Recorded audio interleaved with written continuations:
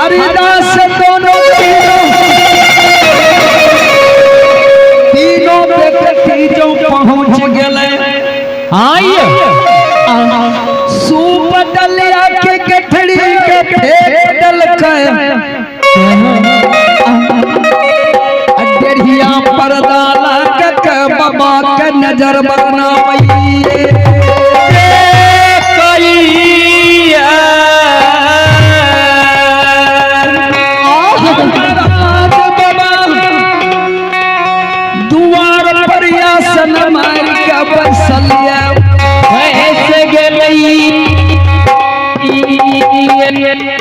Young young में विभूति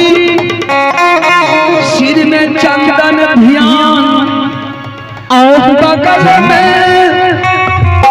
घोड़ी में वेद पुराण सियावा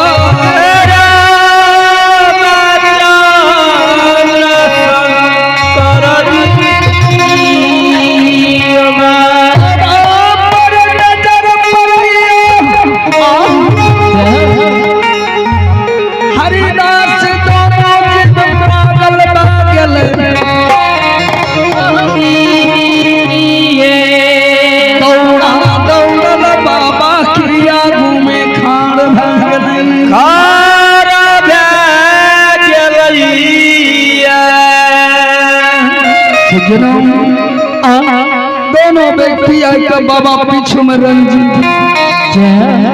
तीनों मिलकर कल जोड़िया शीशा लगा के झूल झूल के बाबा का प्रणाम कराइए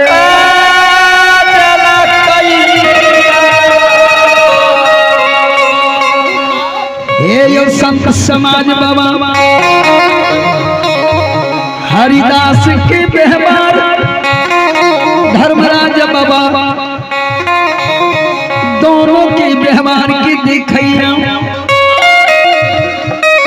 भगवती हरिदास के देख के भगवान बाजी मोहित भगलई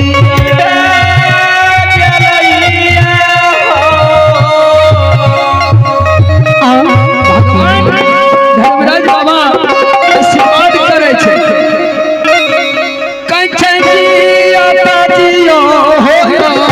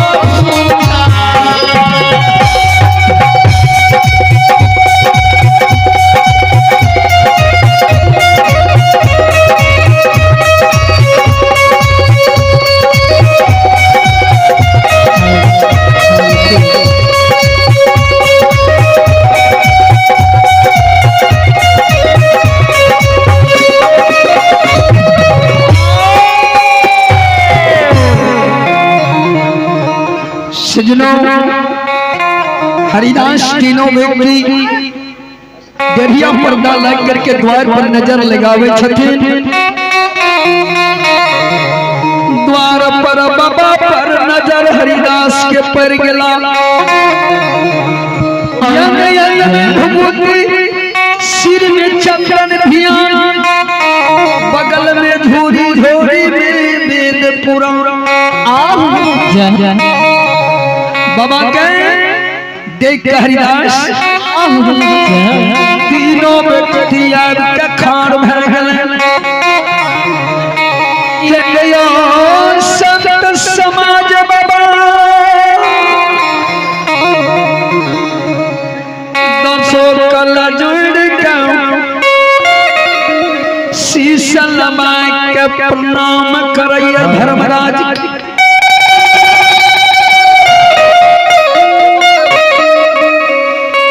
धर्मराज बाबा हरिदास की व्यवहार के देखैया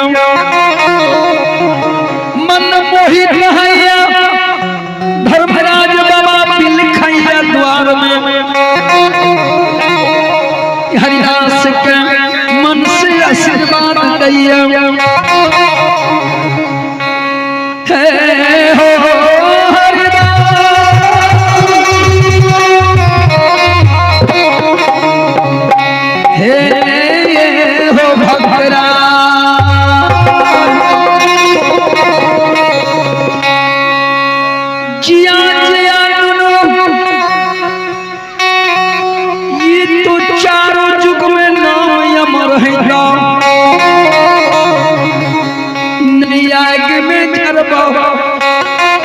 पानी में डूबा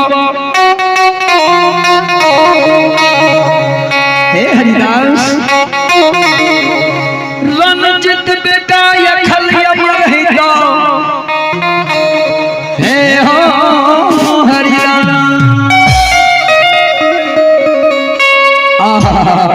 बाबा की आशीर्वाद सुनकर हरिदास तीनों दिन खुश रह गया और खुश है के तीनों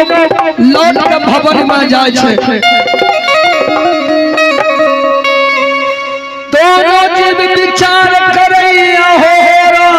समाज बाबा। सती हरिया के पति दे कहियो ने हमरा द्वार पर बाबा आयल रहथिन। आए हमारे द्वार पर या भगवान ब्रह्मन बाबा द्वार पर तुमका स्वागत करता। कल के चलू स्वागत क्या लगा। हरिदास लोटा में जल ललका सती हरिया फूल की थारी ले ललका। यागो यागो हरिदास पीछू से हरिया अते कर पीछू रंजित बालक बाबा की आगू में बैठ गया। सती सुहागी बाबा के पैर पकड़ के थाली में लैया।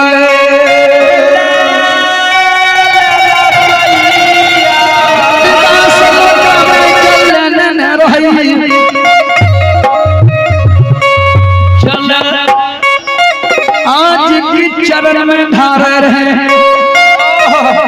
हरानी चरण अमृत ले रहे और सोहर मंगल गावे रहे। की गावे रहे समझा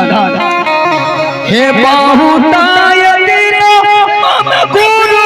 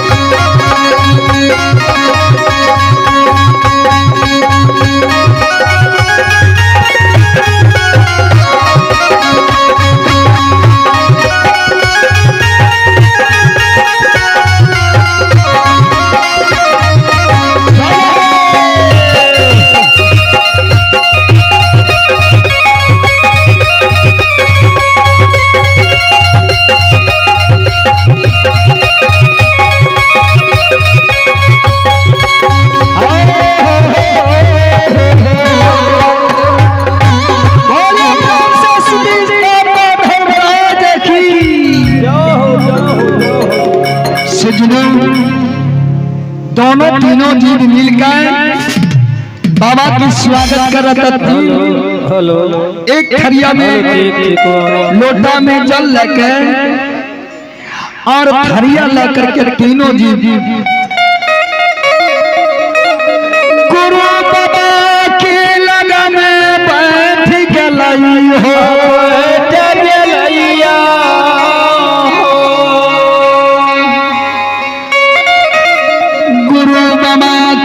चरण थरिया में लाल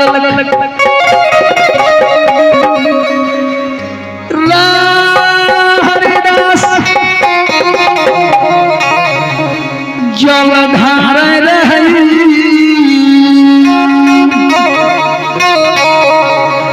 सती हरिया चरण पखार रहियो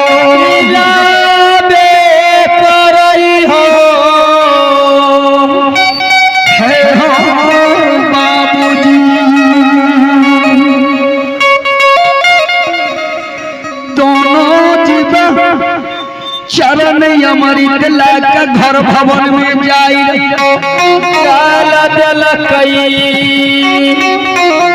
गुरु बाबा के चरण घर यज्ञ भवन में छीटैया और छीट के तीनों व्यक्ति कल के बाबा के प्रणाम कर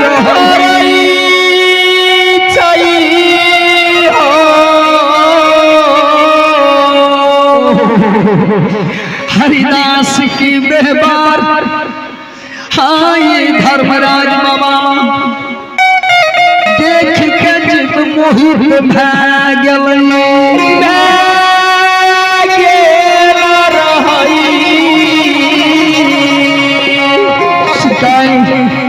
मन से आशीर्वाद धर्मराज बाबा वही चरे हरिदास जिया जिया हरिदास तीनों जीव के नाम अमर जयता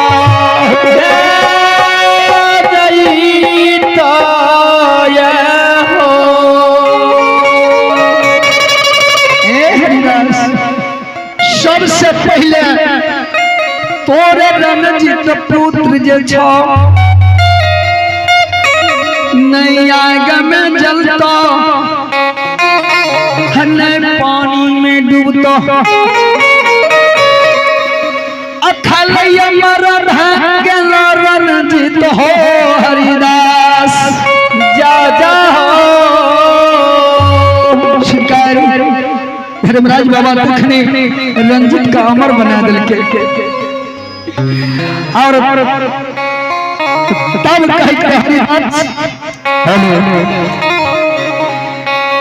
सब भक्ति तब तो हर भाई गला लेकिन हमारी एगो बात रखी कल के बाबा दू गो बात कहिए कल कहे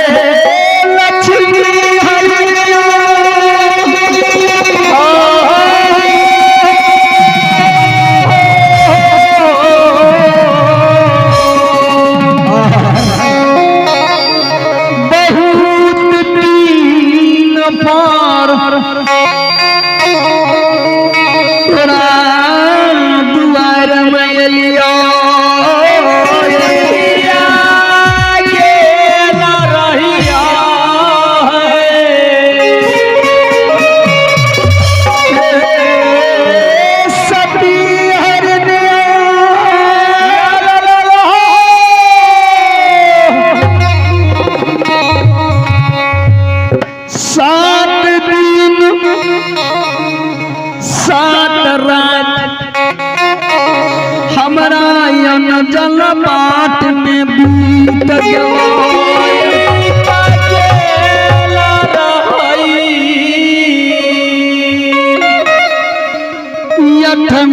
दिनों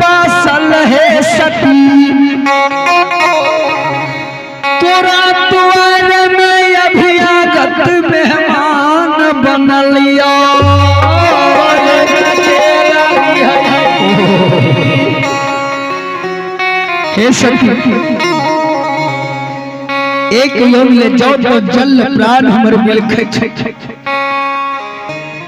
जल्दी से एक मुट्ठी भोजन करावा भोजन करवा जल पीबो आत्मा सहे दुआ है देवा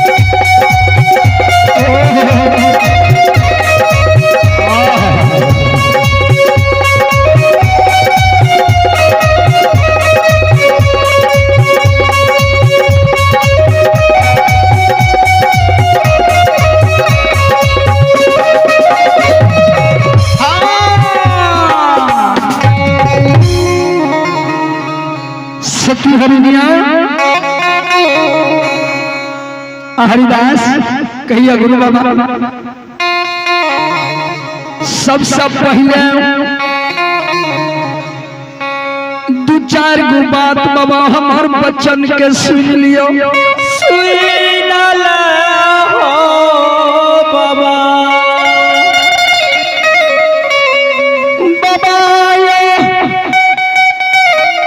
अपने लागे छे राम रिक्शा ब्राह्मण राजपूत कुल के छिया बाबा हमें जाति के छोट बरन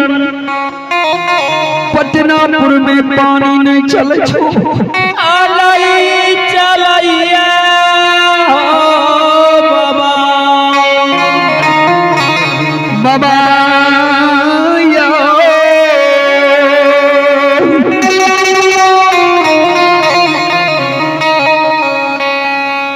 हमरा द्वार पर बाबा केना का भोजन करबा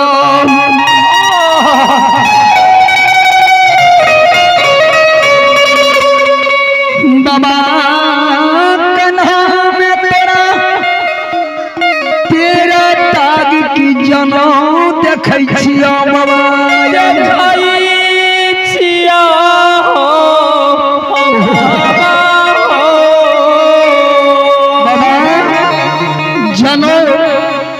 बाबा छुआ तो ऐसा बढ़िया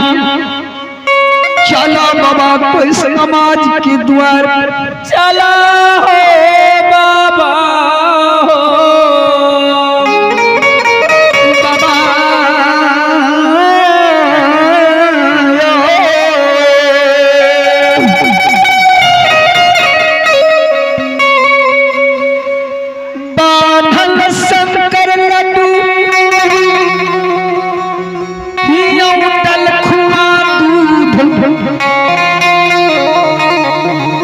बाबा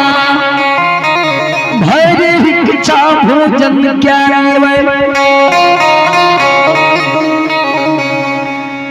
बाबा चल पी के दूसरा द्वार के रमन क्या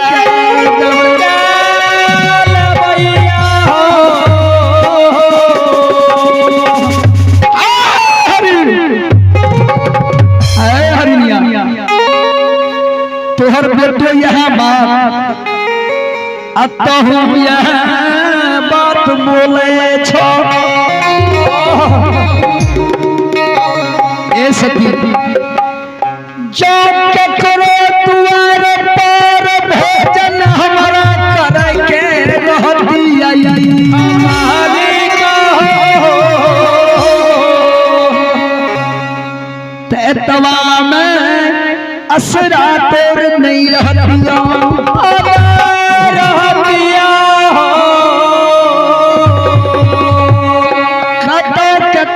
द्वार भोजन है सखी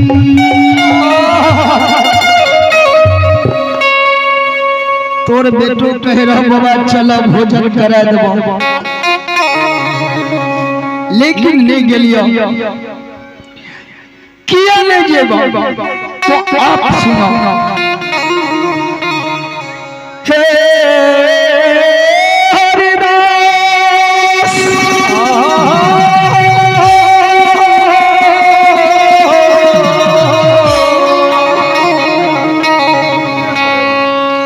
हमारा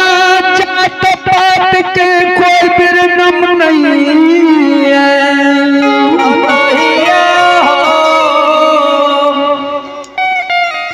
हरिदास हमारी ढक्कर में पूरी बिला की जजमान तोड़े छिकाए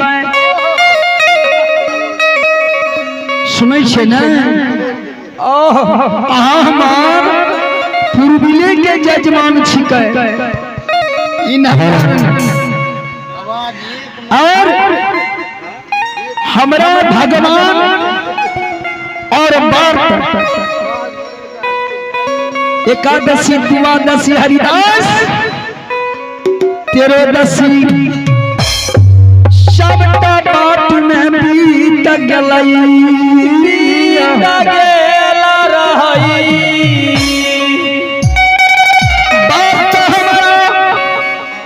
पूर्णमासी हर मासे व्रत करा द्वार पर लागल हरिदास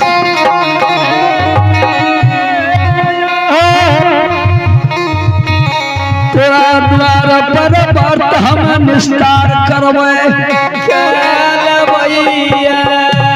हेलो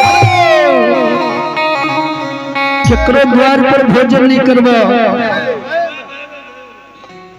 और नहीं ककरो द्वार पर जेबो आ द्वारों में छोड़बो जो भोजन न करैबो भूखल प्राण के द्वार पर हरिदास तेज देवा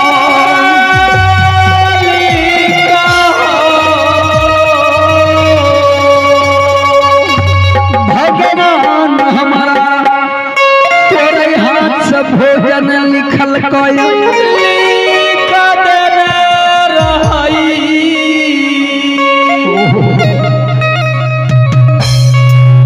नहीं भोजन करे द्वार से जेबो करबो भूखल छूट जइतो तो पटनापुर में की तोरा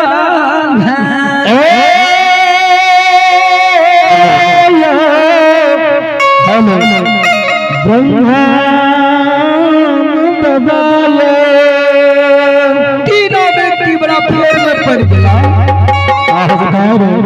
तीनों विचार करे छे हे सखी बाबा जइबो नहीं करता कहीं अब बिना भोजन कर नहीं केकरो द्वारों में ऐसा बढ़िया बाबा का पूछ लिया कि कौन चीज के भोजन करतई बाबा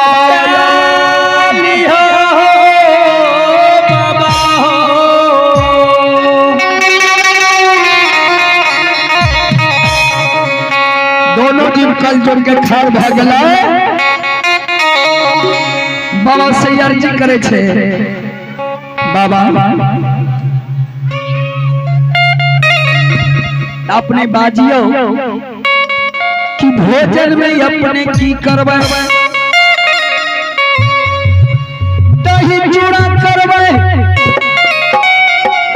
खीर पूरी करबै अपने की इच्छा जे भोजन करबै हम तैयार छी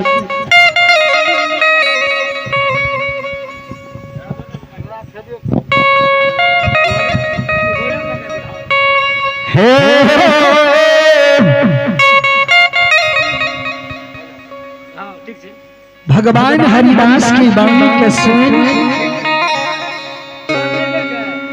और बाबा कहे छे हे हरिदास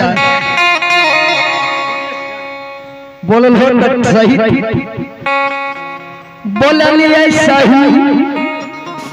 भोजन में हम बता दे कल के हां बाबा बते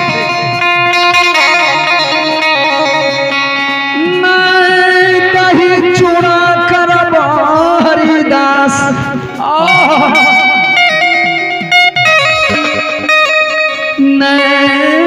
खीर सोहारी आयो बाबा बाबा हलवा पूरी कुछ नहीं भेज सब की खेबो हो बाबा हरिदास अपात भगले दोनों जी महाराज गुरुदेव इतना चीज नहीं भोजन करवा तो अपने भोजन कौन चीज कर कल के सुन ला ई सब तो भोजन नहीं है करबो हमरा शास्त्र में जी लिखल छ वह भोजन कर कल के बाबा बता दियो हमरा शास्त्र में लिखल छ से सुन ला हाथ भाला हो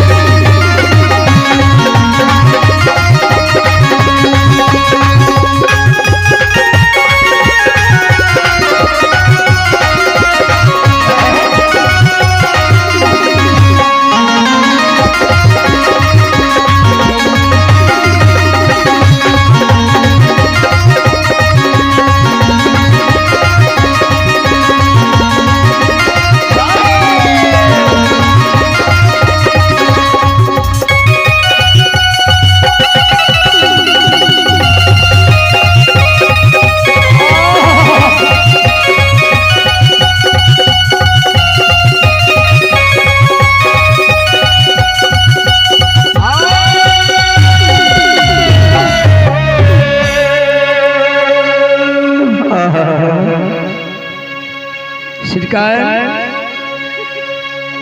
बाबा बाबा कह रहे थे कि हे हरिदास ये सब खीर पूरी हलवा दही चूड़ा कुछ नहीं भोजन करबो।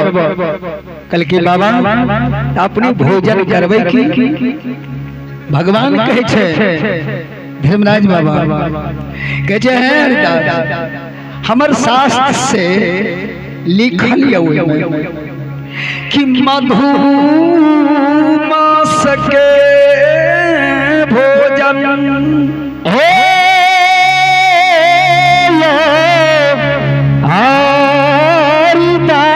हरिदास मधुमास के भोजन क्या लेबो जल पी के हरिदास मन से आशीर्वाद तोरा देने जइबो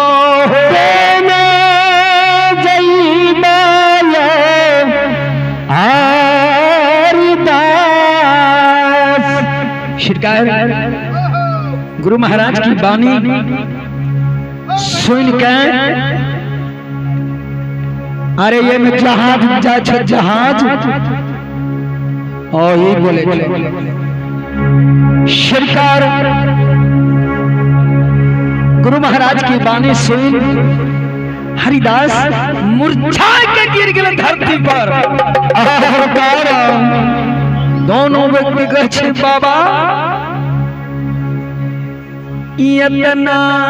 चीज के पसंद नहीं कलिया अपने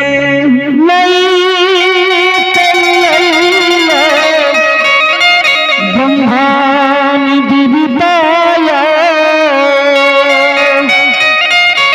बाबा मधुमास के पसंद कलिया बाबा ये बात देख के हमरा बहुत कठिन की बात हमरा लागई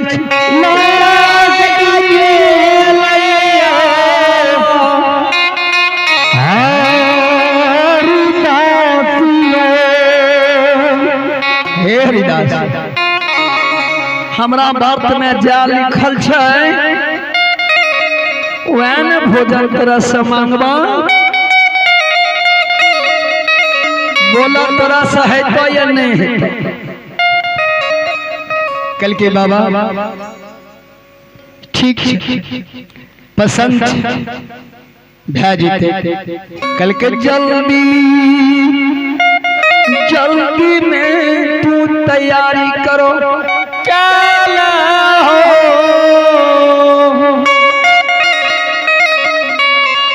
कहे छे हे हरिदास हे सती दोनों के कहे छे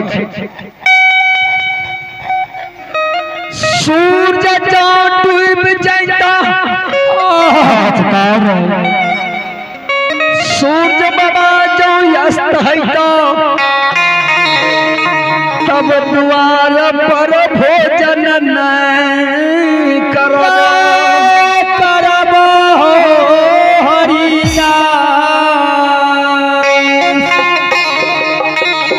हरिदास द्वार पर प्राण का छोड़ देबो। तीनों दिन बड़ा संकट में पड़ गए। कल के बाबा कोशिश करे जना हित के ना भोजन जरूर करे चाहो बाबा हो। कल के बाबा अपने बैसिए हम चले छे शहर बाजार। कल के शहर बाजार जेबा बाबा वही ने मांस मीट हमरा मिलते। कल के ठीक छे जा कल के बाबा अपने बैठले रहबे भागवे दोनों जी बाबा यो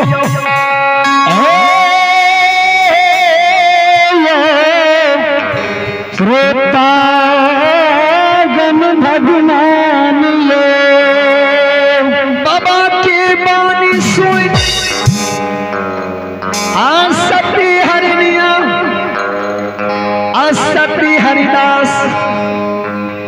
चलिए शहर बाजार। अब भगवान माया लगा दिल के रंजितो को संग में लगा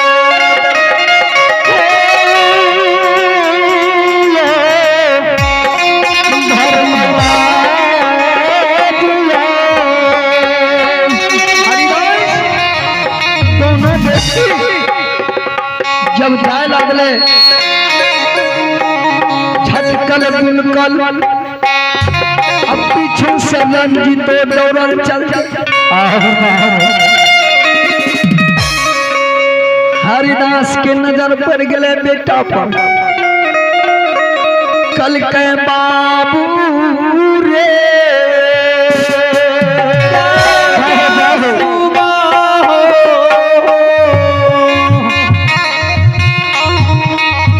बेटा तू नहीं जा बाबा लोग रहो हमें तुरंत शहर बाजार से मधुमास लेकर चल जल्दी से अमीर बना के बाबा को भोजन करा। रंजित कहे हमें नहीं मानबो बाबा हम तेरे संग में जेबो। बाबा कहे हरिदास 3 गो हट है 3 गो हट है हरिदास। कल के कौन कौन बाबा हट है? कल के एक हट है राजघर राजा हट आइए हट है बाबा बालक हट आइए हट है क्रिया हट। जो बालक रुस जाए जे चीज कह दिल का बाबा हे वो लेबै छोड़े वाला नहीं छै।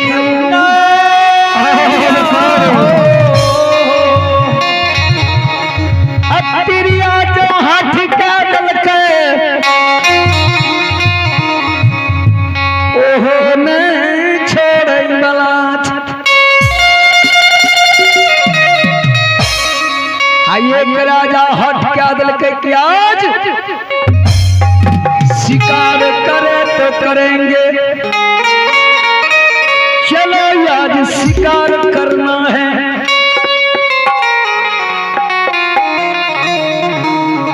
हे हरिदास जावेद हो कथी ले घुरबै छो जा तब तक हम बचले छियो। सुनो सुनो सुनो भैया कहिए